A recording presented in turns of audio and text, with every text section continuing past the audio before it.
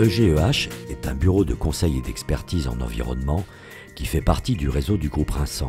Son équipe est composée d'ingénieurs et techniciens spécialisés en géologie et hydrogéologie. EGEH offre à ses clients une expertise indépendante construite autour de ces trois métiers fondamentaux: les interventions sur les sites et sols pollués, la protection de la ressource en eau souterraine, l'assainissement et les diagnostics habitat. Alors nous travaillons beaucoup pour les services des génies, armées de terre sur toute la France. Nous travaillons également beaucoup pour des industriels. Nous intervenons également sur des passations de sites. Ça a été le cas notamment en 2009, où il a fallu gérer, je dirais, le passage de la société Shell à la société Avia.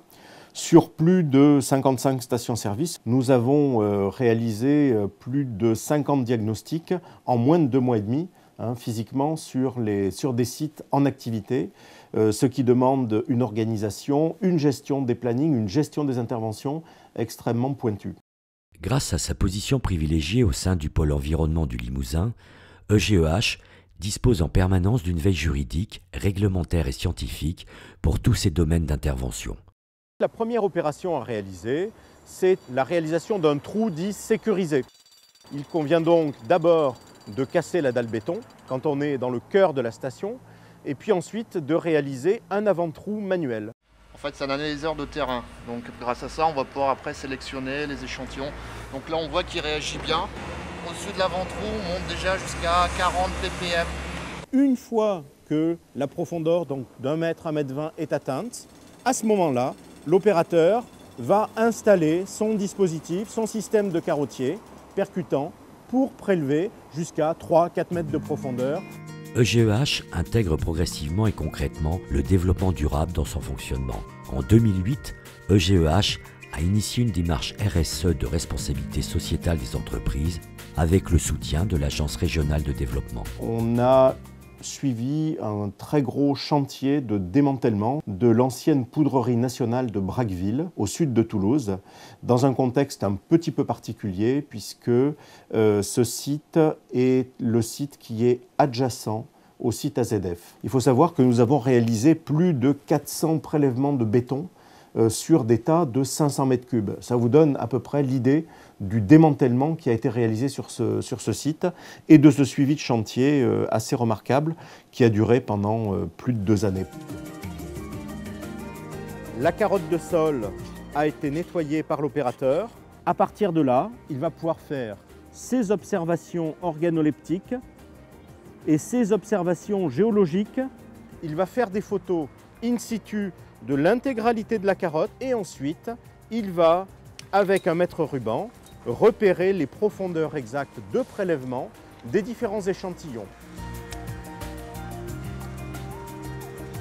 Cet échantillon sera labellisé de façon unique et il nous suffira ensuite de scanner ce code-barre pour pouvoir s'assurer de la traçabilité parfaite de l'échantillon. Une fois que cette bouche est vidée du sédiment, elle va passer au lavage pour éviter d'avoir ce que l'on appelle les pollutions croisées. Ces petites billes d'argile vont être arrosées, elles vont gonfler et elles vont réaliser une étanchéité.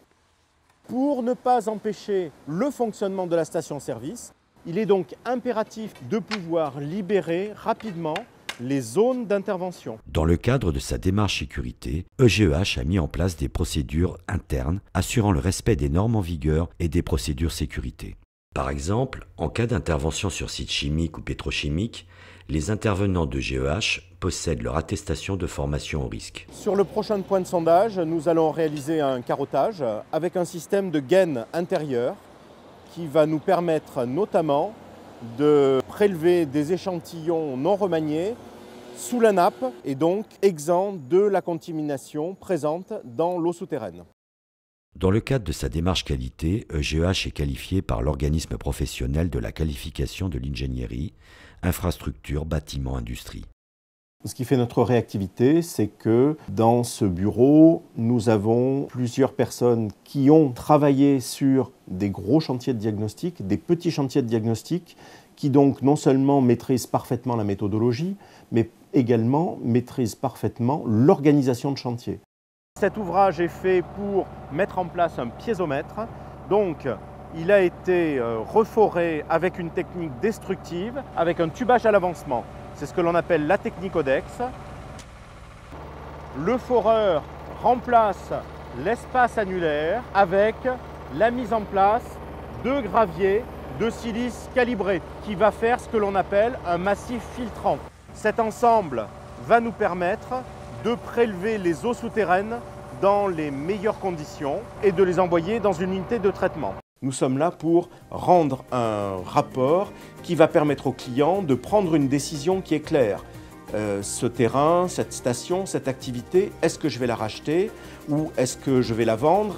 Si je la vends, est-ce que je vais avoir des frais induits par une dépollution? De quel ordre? Est-ce que c'est simplement une dépollution légère ou est-ce que par contre j'ai véritablement un gros problème environnemental?